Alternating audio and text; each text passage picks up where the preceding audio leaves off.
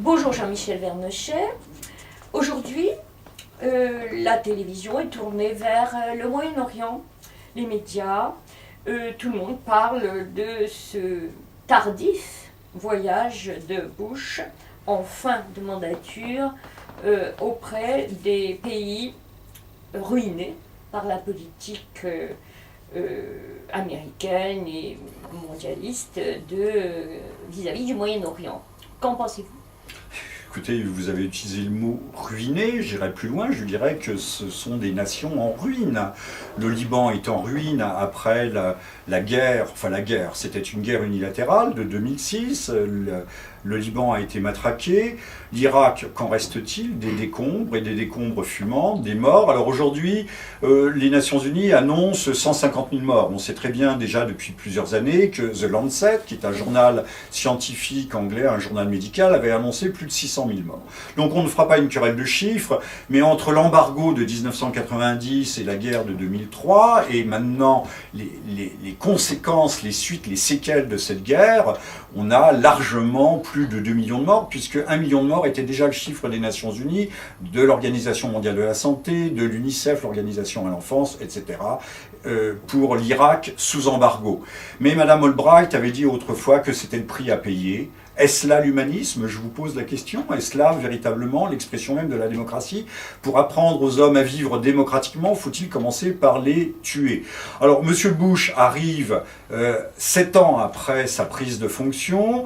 En 9 ans, c'est le premier président qui va s'intéresser au conflit israélo-palestinien, qui est un conflit qui empeste, qui pourrit l'existence de toute la planète. Et Dieu sait que c'est une portion de territoire qui n'est pas plus grande que la Bretagne. C'est quand même, il y a là-dedans quelque chose de surréaliste, d'hallucinant, de kafkaïen, pourrait-on dire. Mais nous savons également aussi que rien ne sera résolu en ce qui concerne ce conflit. C'est une mascarade sur ce seul sujet, et que l'essentiel des conversations avec M. Shimon Peres, qui est le président de l'État hébreu, et M. Ehud Olmert, qui est le Premier ministre, mais un Premier ministre très discrédité, très dévalué, comme l'est d'ailleurs M. Bush aux États-Unis, que le sujet essentiel sera l'Iran, et rien d'autre que l'Iran. Alors d'après vous, la visite de Bush au Moyen-Orient, c'est une manière de s'assurer des alliances en fonction de la politique future des États-Unis vis-à-vis de l'Iran? Alors je pense que M. Bush, effectivement, non pas avec l'État d'Israël, puisque Israël est le 51e État de l'Union, M. Bush va essayer de resserrer les boulons du côté du côté des pétromonarchies du Golfe et du côté de l'Arabie Saoudite. Je ne sais pas s'il s'y rend, mais s'il s'y rend, de toute façon, il va rencontrer certains émissaires.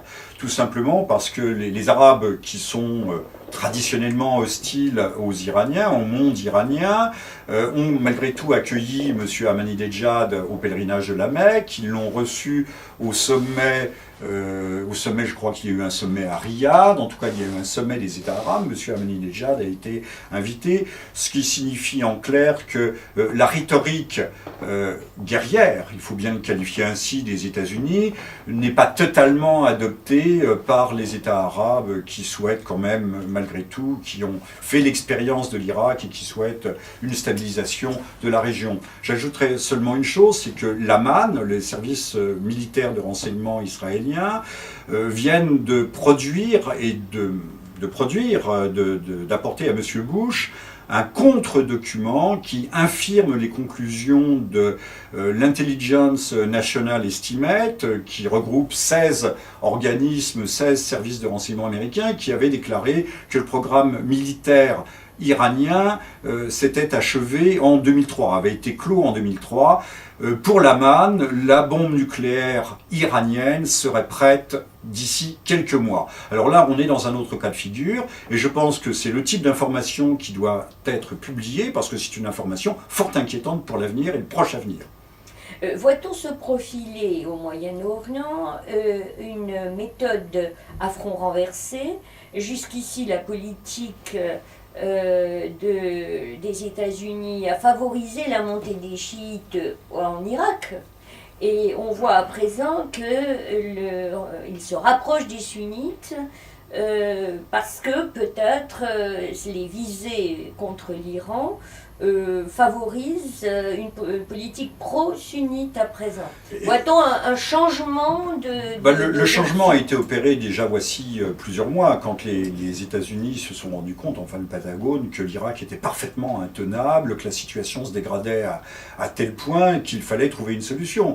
Donc certaines voix se sont élevées, disant de faire enfin, c'est-à-dire de déclarer une sorte d'amnistie non dite, non officielle, non formalisée à l'égard des anciens cadres du BAS, ce qu'il eût évidemment fallu faire dès le lendemain de la cessation des combats et des hostilités en mars 2003, et de se rapprocher des chiites, pour la bonne et simple raison que les zones doivent être stabilisées, et qu'aujourd'hui on a fait appel à la fois aux chefs de tribu et aux milices pour stabiliser ces zones. Ce pourquoi d'ailleurs, pendant un certain temps, il y a eu moins d'incidents. Ce que l'on ne dit pas, c'est que par exemple certains quartiers de Bagdad sont tenus par Al-Qaïda, si tant est qu'Al-Qaïda existe véritablement, en tout cas disons les islamistes radicaux, et que tout le monde s'en porte bien, puisque c'est eux qui font la police. Donc en fait, on a déjà une sorte de morcellement de l'Irak, avec une répartition des zones d'influence, et c'est pour ça que les choses tiennent à peu près, bien que ces derniers jours, on ait vu une recrudescence d'attentats. Donc la situation reste toujours explosive,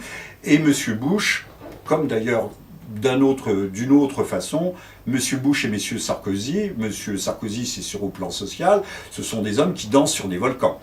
Oui, et qui parient sur la division pour continuer un règne qui n'a pas de véritable légitimité. La division du Moyen-Orient donne à l'Amérique la possibilité de considérer que peut-être il n'y a pas de négociation possible, qu'il n'y a pas d'avancée possible au Moyen-Orient. Alors je crois que c'était un projet aujourd'hui abandonné dans les mots mais qui est bien présent, celui de l'initiative Greater Middle East, le projet Grand Orient, il faut l'appeler puisqu'il va de la Mauritanie, on ne peut pas dire Moyen-Orient, c'est pas le projet Moyen-Orient puisqu'il part de la Mauritanie, du Maroc, c'est-à-dire de l'Atlantique pour aller jusqu'au Cachemire.